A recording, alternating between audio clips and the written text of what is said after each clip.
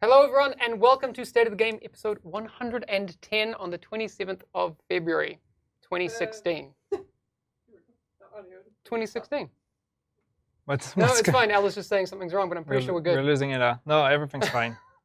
We're good. We got a thumbs up. Yes. Yes, welcome. We haven't done this in a little while. It's not 2016, it's actually 2019.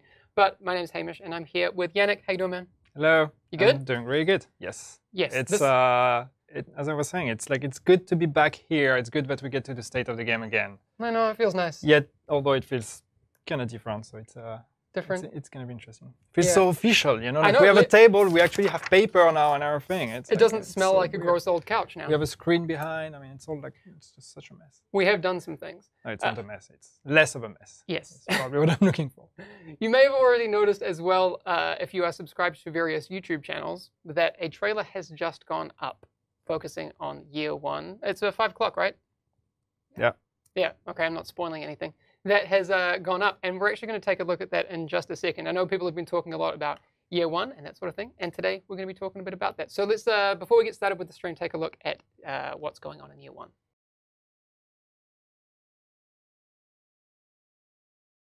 All right, so there's a lot to talk about there. Yes. Yannick, and good thing that your job is as a live content manager.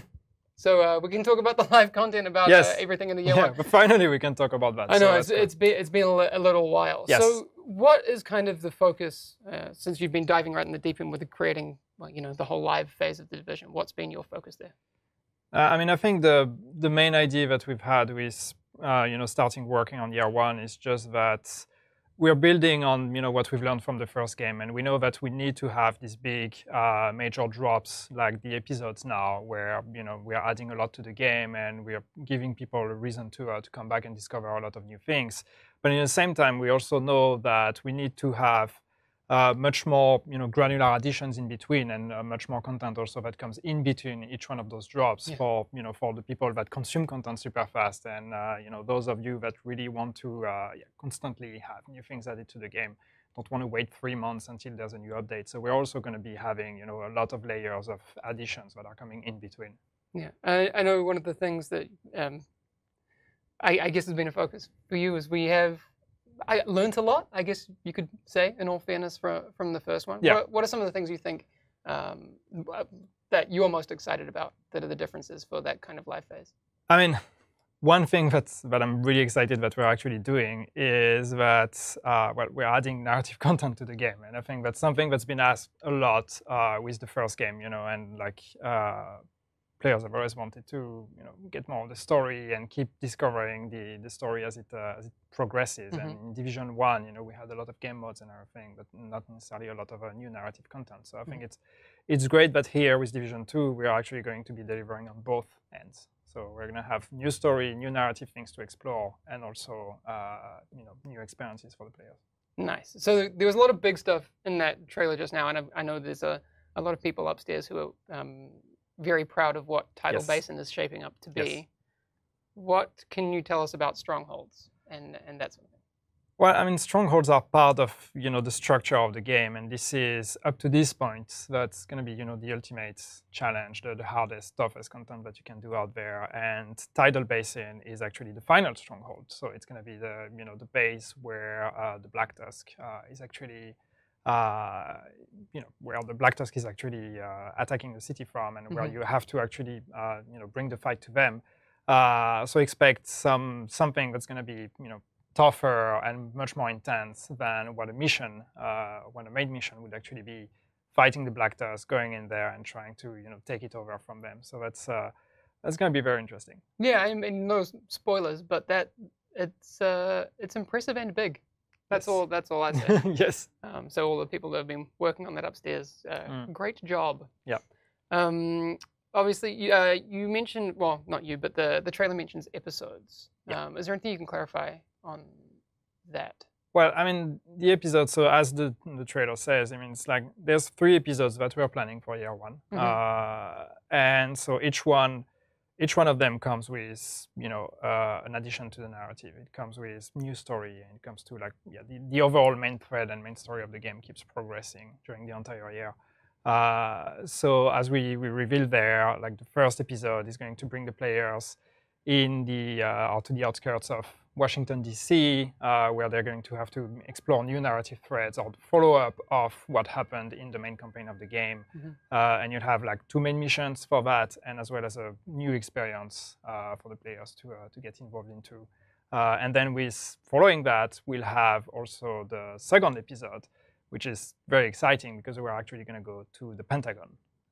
And that's really exciting because you're in Washington, D.C., and where do you want to go? Well, how about the Pentagon? How about... Yeah, are we allowed to say that yet? I mean, it's... Well, I hope we are, otherwise I'm like... I didn't do it. Well, the trailer says it, so... Okay. I guess we're fine. We're fine. Whew. All right, I must have missed that. Cool. No, the Pentagon, that's freaking... yeah. That's going to be some pretty solid content. Yeah. No, all right. Sorry, you just gave me a little heart attack there. I just needed... Whew. No, it's fine. Okay.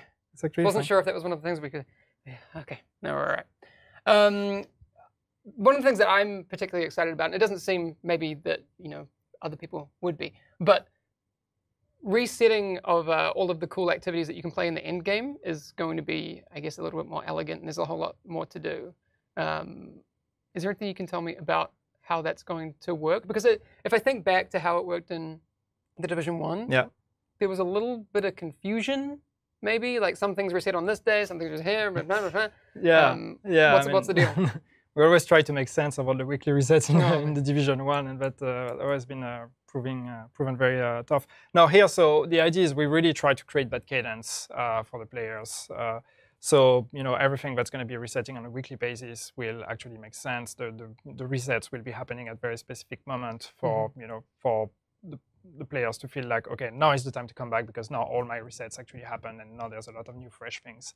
And also try to leverage that as much as possible to create that basic rhythm, that basic layer of like every day and every week I can come back because there's new things to do. Yeah. And then on top of that, we're going to be adding even more. Cool. So just getting a little bit ahead of myself.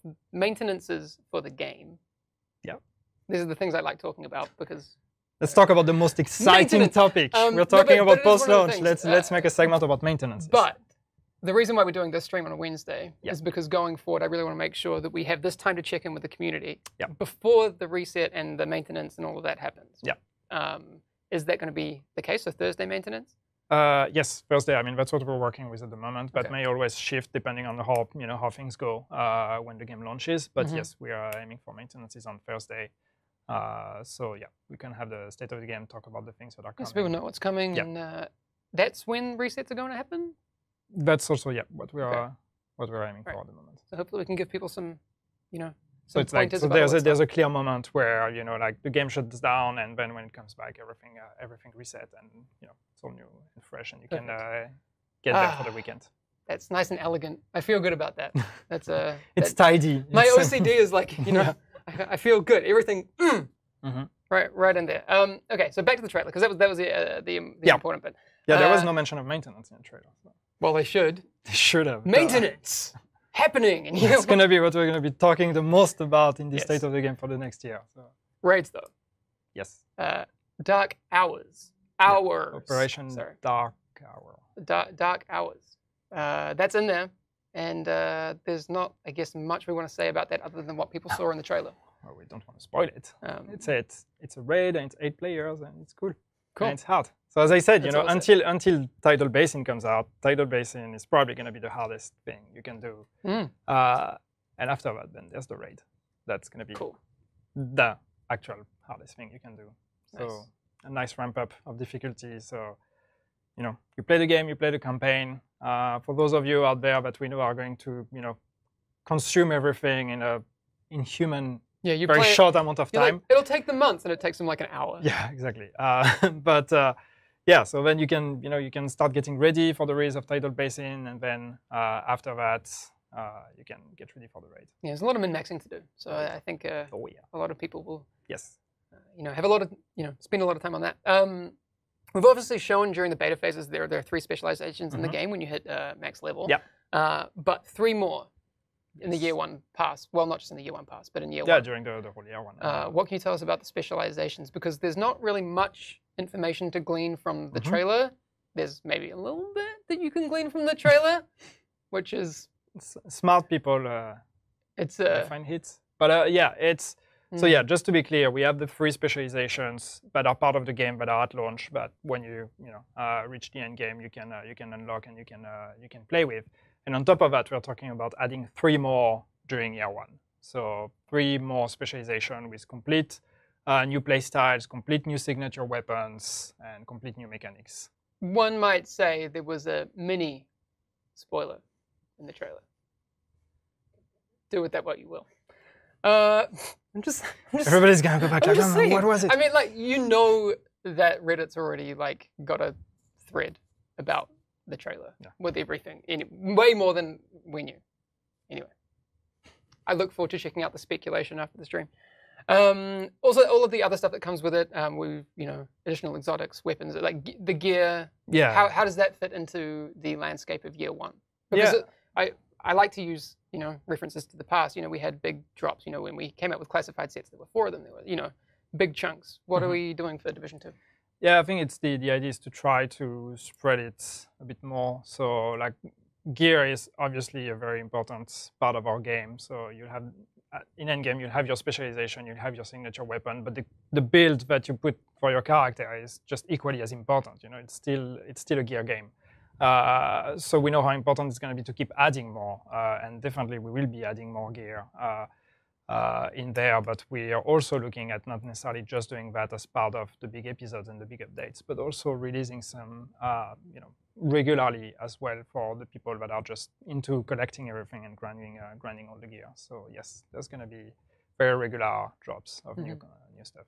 So with the exotics, I know there's going to be a bunch at launch.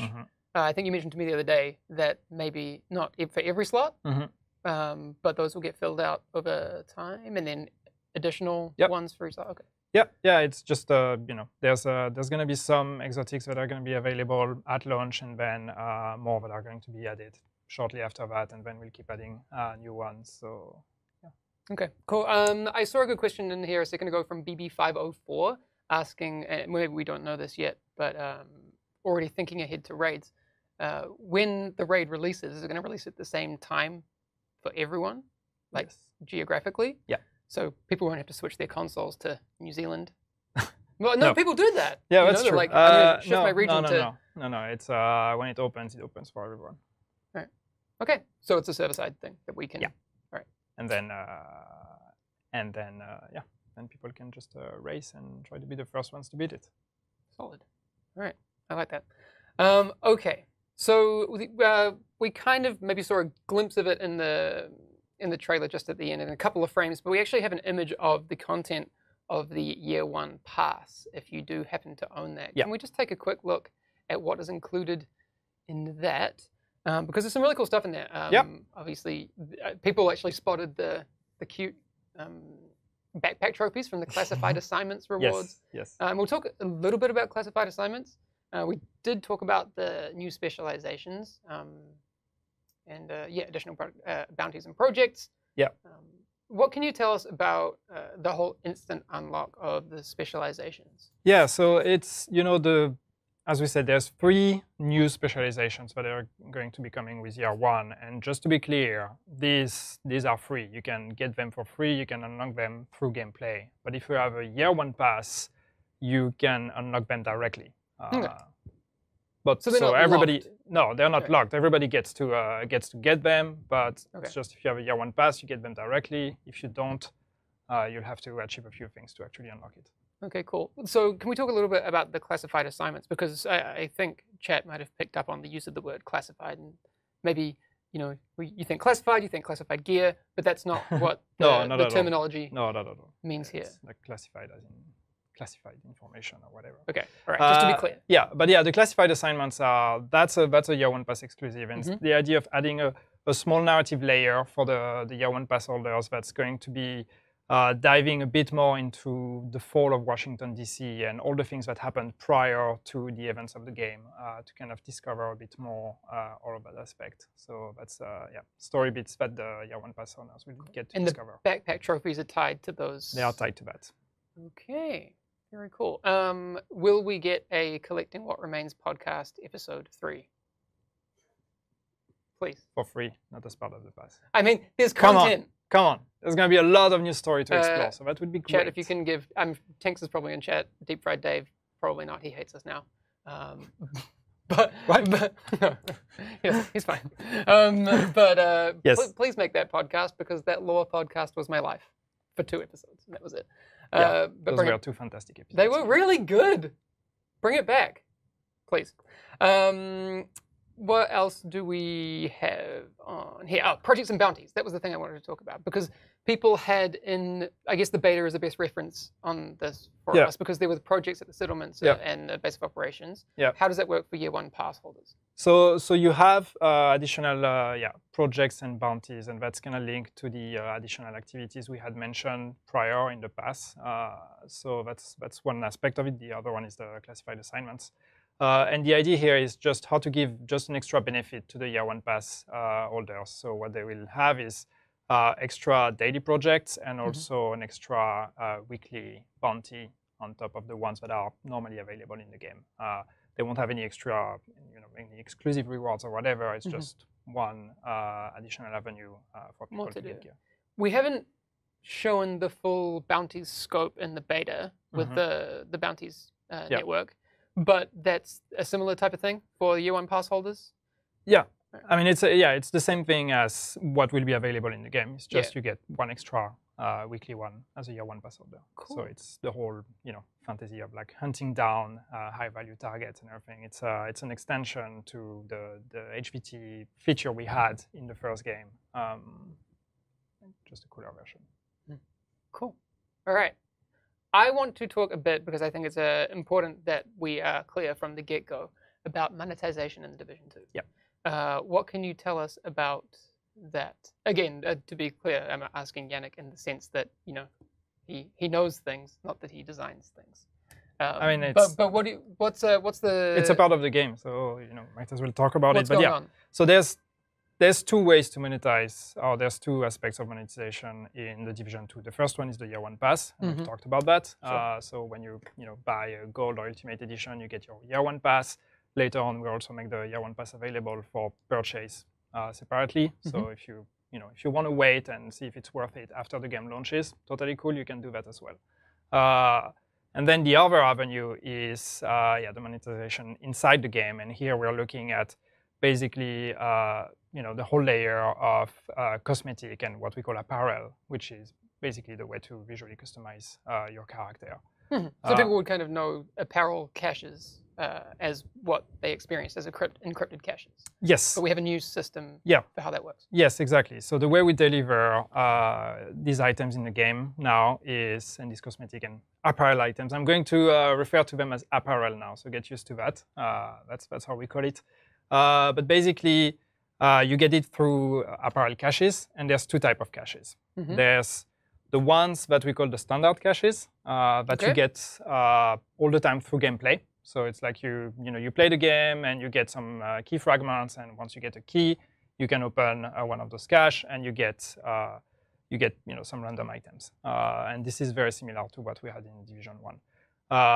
But also all the items that are available in this standard cache can also be purchased individually in the store. So you can basically, if you see an item that you really like, you don't have to just like keep rolling in these caches. You can just directly go buy it if you want. But can you purchase a standard cache if you want, or only?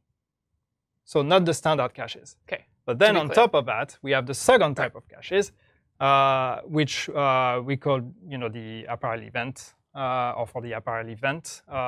And these are specific to a specific time frame. They are available only for a specific time frame. And these you can unlock through gameplay as well, or you can directly buy caches, and you can roll for a chance to get specific items. Now, this is built on improvements to the encrypted cache system we had in the first game. So there's a few improvements we've made there based on what the people wanted to see in the encrypted caches. And I think the biggest one of that is that you will not have dupes.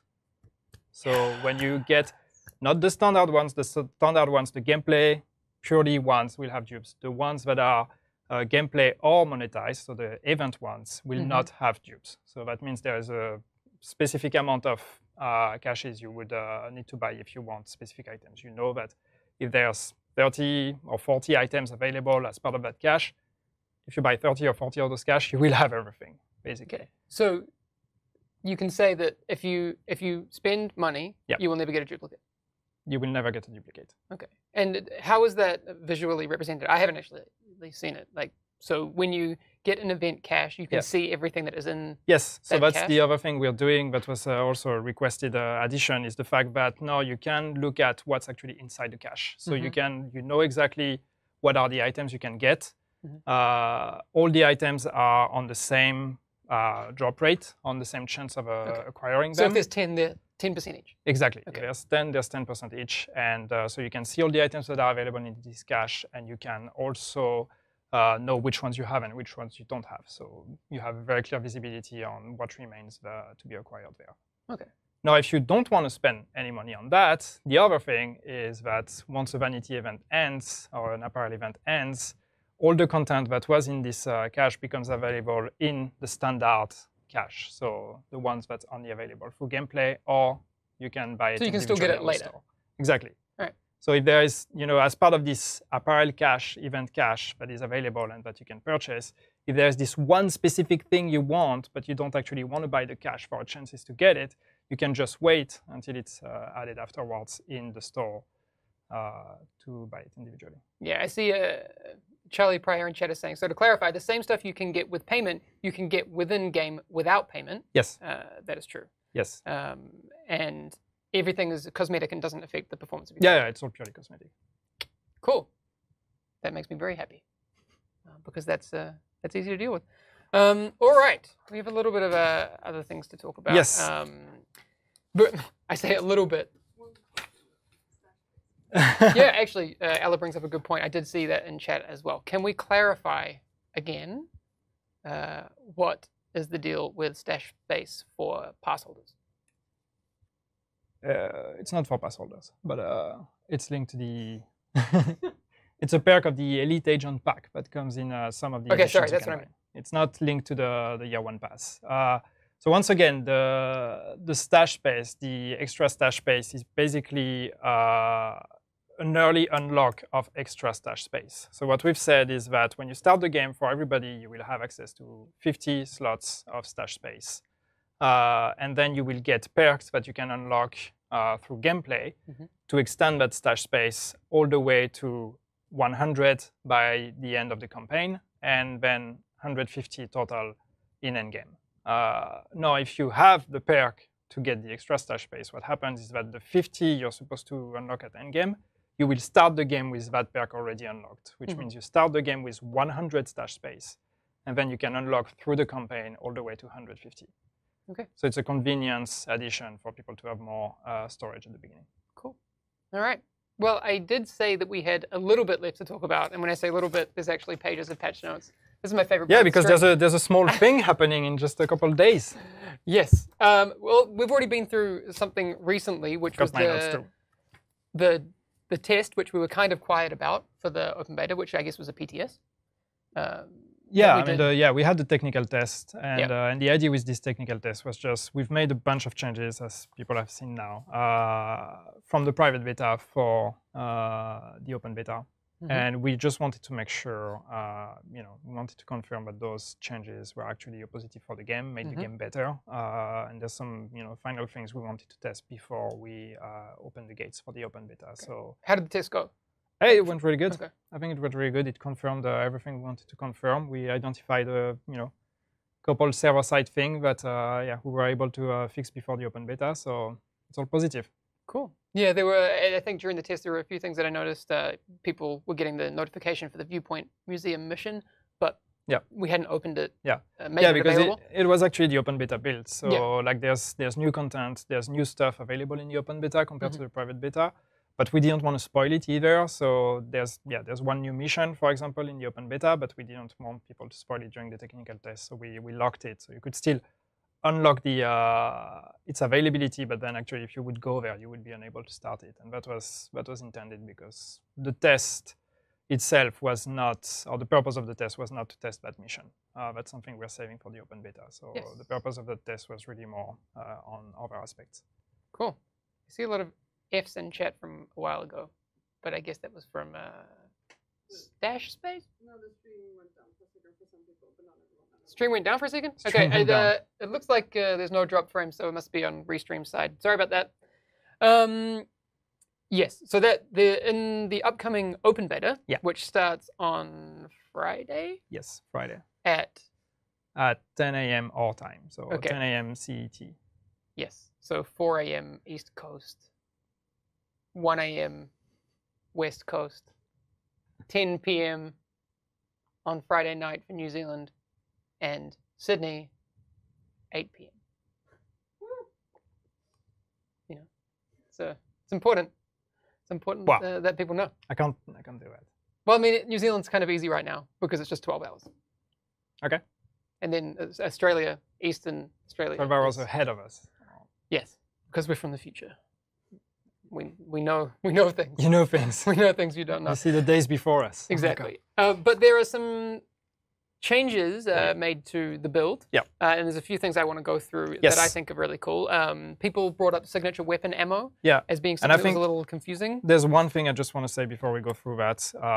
I don't know how many people from the dev team are watching this stream, but honestly, congratulations, guys, because people have been doing an amazing job at just following up on the private beta and trying to fix as many things as possible to the open beta. So I just want to say So kudos, and we have a fantastic team.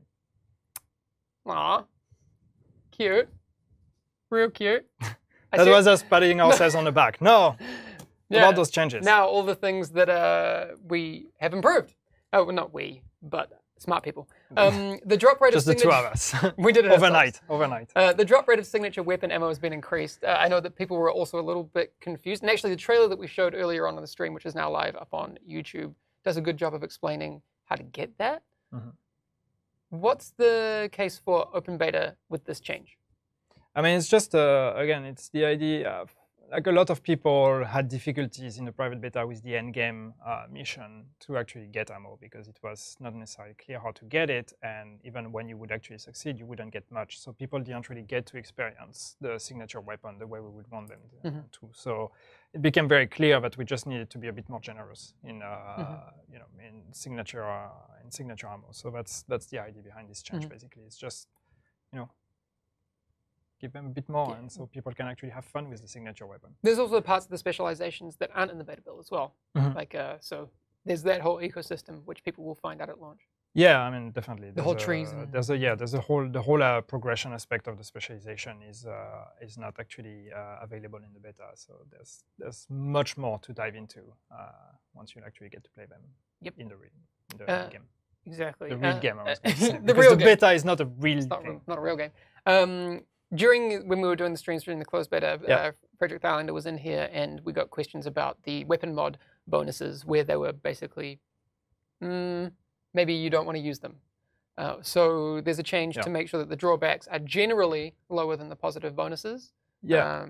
So that's cool. I think that's exciting. Yeah, I think that was the feedback we got as well. Was just like, you know, the end result of the, you know, the plus and the minus resulted in something that was pretty much neutral, and you know, a mod should still be a bonus at the end of the day. So I think that was important to kind of tune that a bit, so it feels like you're gaining something by using the mod. Yeah, I heard people even saying that, like, maybe it makes sense to run unmodded, and I guess that kind of that's not something we really want. The way we want it. The RPM of semi-automatic weapons has been reduced overall. Cool, good to know. I mean, sure, it makes Frederick happy, so. Yeah. Well, this is the reason why we do these tests, and we'll talk a little bit about the PTS in the future, actually, once we get through these patch notes. Several adjustments to the power level and handling of specialization weapons. Cool. Thanks for balancing. Enemy health and armor, there's a lot of tweaks there. Yeah, there's a lot, and I think it's just to go on that very quickly, but it's, you know, it has to do with the armor and the tankiness of NPCs and the bullet sponginess in a way. So we were pretty happy with where the game was at, but there were still situations and things, especially in the end game mission, where you know it felt a bit too much. So we wanted to address it, and this is a direct answer to that. It's just You'll be interested to hear from the people who have played the hardest difficulty with the 4-player scaling, and seeing how that's affected in the open beta. That's really cool. increase the team-wide cooldown for enemy NPC grenades, RC cars, Nice, and because suicide Hamish marked in drones. yellow the things he wants to talk about. I didn't mark in yellow. Ella did that. So Ella marked in yellow the things she wants to. No, they're important. I mean, I don't want to claim. Not that the Claim other your- changes are not important. They are. There's a lot, but we'd be here all day. There's if a we lot, went but through yeah, all of that them. would be a 2 hours stream just to talk about them. But yeah, so the Black Tusk enemies that start throwing, driving their little RC cars at you and suicide drones. That's going to be. Yeah, it's reducing the spam a bit. Load, yeah. It can get a bit exhausting when you're just constantly being spammed with. And there's some Hyena Russia stun baton shock status effect changes. So that's cool. The one, this is my favorite, I think. Despite the meme potential, sorry Reddit, that's what it says if you read the patch notes. Rushers do not curse as much while rushing the player anymore. It was incredibly annoying. Drew sent me a It was video. incredibly annoying. Drew, who's been on our streams and is in charge of the AI here, he sent me the most hilarious video of a Rusher just going at it. It's anyway, it's one of those things that I will sadly miss, but I'll save that video and we'll share it in a few years because it's hilarious. But yeah, that's lowered a little bit. Yeah, that should be a bit quieter, a bit more, No, it's not gone. They're still rude. No, it's not gone. They're still super rude. They're still insulting you. Yeah, it's still mean. Fixed an issue we're having VSync off would cap the frame rate to 60. I mean, that makes no sense. Turn VSync on, it should cap frame rate, sure. Yes. But these are all the things that, again, tests come back to. Do you want to take over from there? Yeah, I mean, the ones that are highlighted here, like fixed an issue with airburst grenades, sometimes damaging the player on the server before the client grenade reached its destination. Basically, that's the grenade delay that people noticed, and some people got concerned, like, oh my god, did that come back from the Division 1 because we had that issue in Division 1? It was actually a complete different issue, but the experience and the result was pretty much the same. So yeah, that's fixed. Cool. Which is cool because we had Philip just here actually to talk about it when we were doing the beta stream. Oh yeah, when you spoiled the open beta. But I may have mentioned something about an open beta. Thanks, man. I tried to keep it discreet. I tried to make sense to chat to keep it to themselves, and then ends up in a clip with like tens of thousands of views. Hundreds of thousands. Did you know that was one of the most watched clips on Twitch? Was it? Yeah. Was it the top? The fifth most watched clip. Yeah, fifth most watched clip. Can I put that in my CV? Yes, you can. You can put it on your LinkedIn. Well done. It's gonna make employers very confident in hiring me. And now there's we probably shouldn't talk too much about that because there are important people watching the stream downstairs that we Well, for all I know, I might have said something I wasn't supposed to say already in this stream. So right, sorry. I might be fired, and I don't even know it yet. Yes. A cooldown has been added to aim assist. Oh, this is Moving important. on. Moving on. And this is for our console friends out there. A cooldown has been added to aim assist, preventing snapping on the same target repeatedly within a short time. And you know what we're talking about when we're talking about that. That thing. That thing. Yeah. Cool. And again, give us feedback on the open beta because we oh man, broken record, or as Ella would say, broken CD. That was fun. But I feel like we have talked about this a lot. We talked about it a lot during the Division 1, and it's going to be one of those things that we consistently want to address. So again, we understand the frustration for the people who are dealing with those issues, and do let us know if the changes that we've made for the open beta assist your experience, because that is important. Absolutely.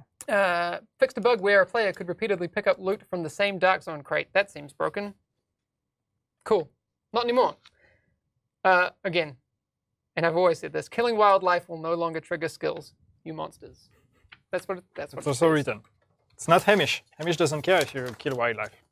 It's just what the just be patch notes said. consistent. Just because, like, anyway, if you're gonna kill people, kill wildlife. I just.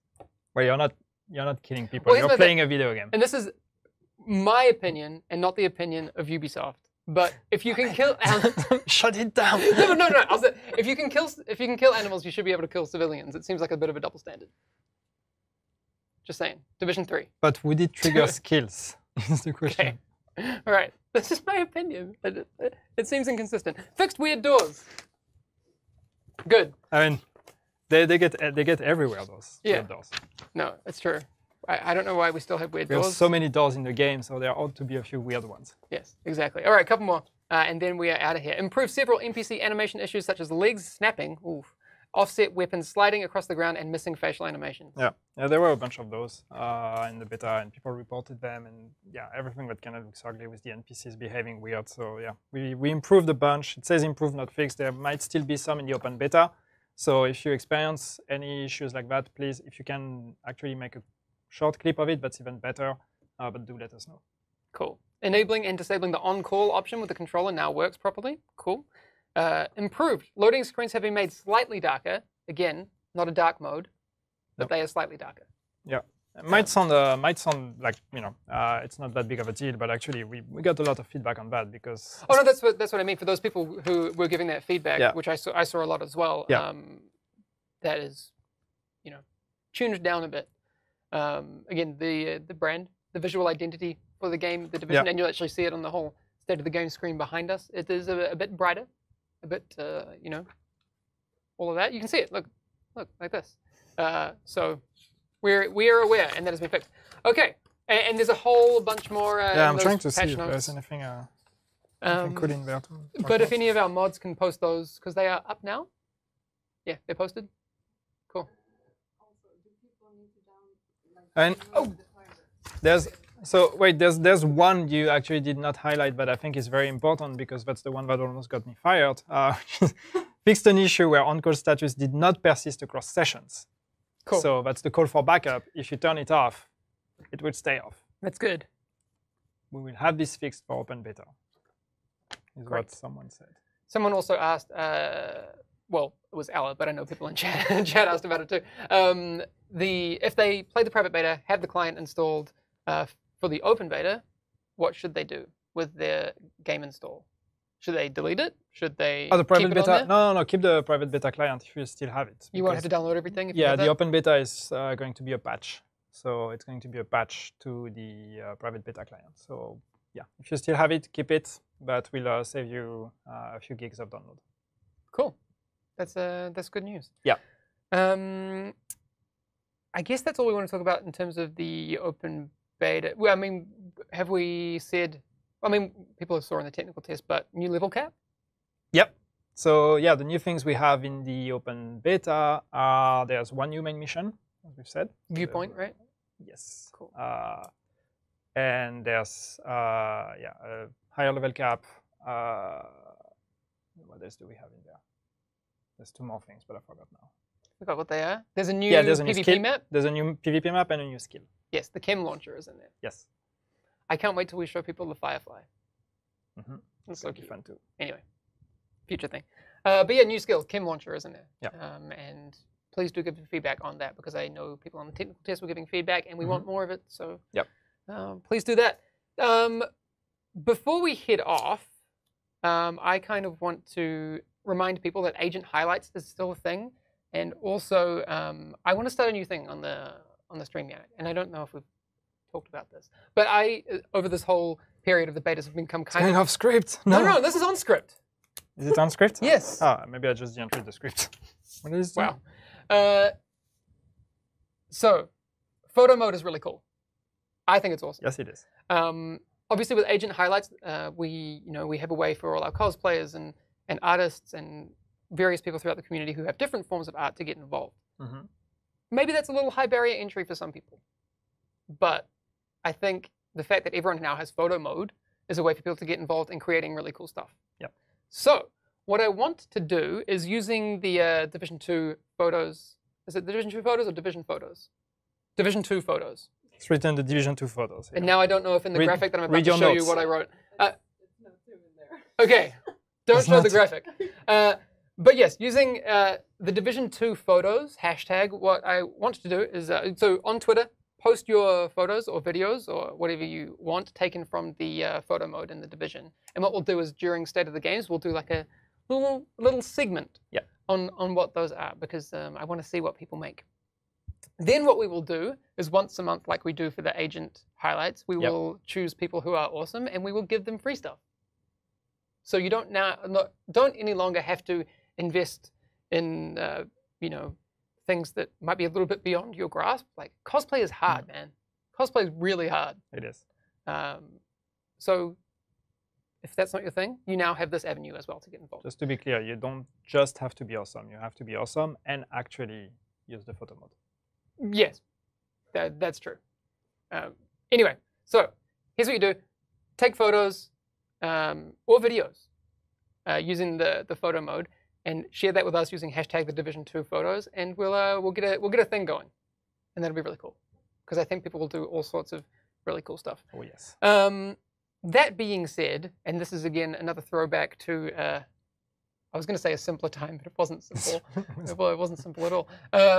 Back to someone who's been a stalwart of our community for a very long time, Vicente Productions on YouTube created a really, really, really cool video, and you didn't have to break the game to make it because we now have the photo mode. Because we have photo mode now, yeah. And that's the kind of thing that you can make with the photo mode now. And we'll show that in just a second. But that's going to be everything for today, man. Yep. Anything else you want to say before we head off? No, I'm just glad we're doing State of the Game again. Me too. It's cool.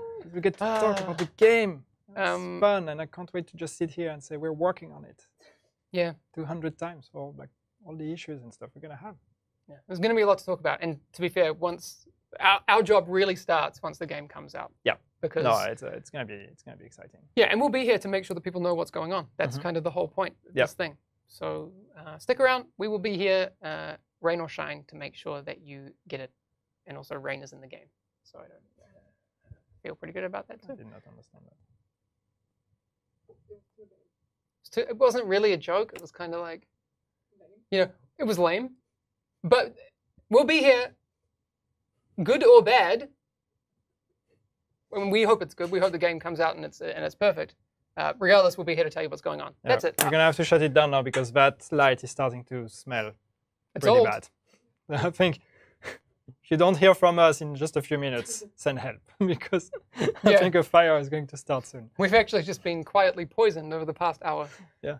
But that's it. Anyway, okay, that's going to be all from us today. Enjoy the end of the stream watching an awesome video from the photo editor created by none other than Vicente Prod. Yes. All right, see ya. See you.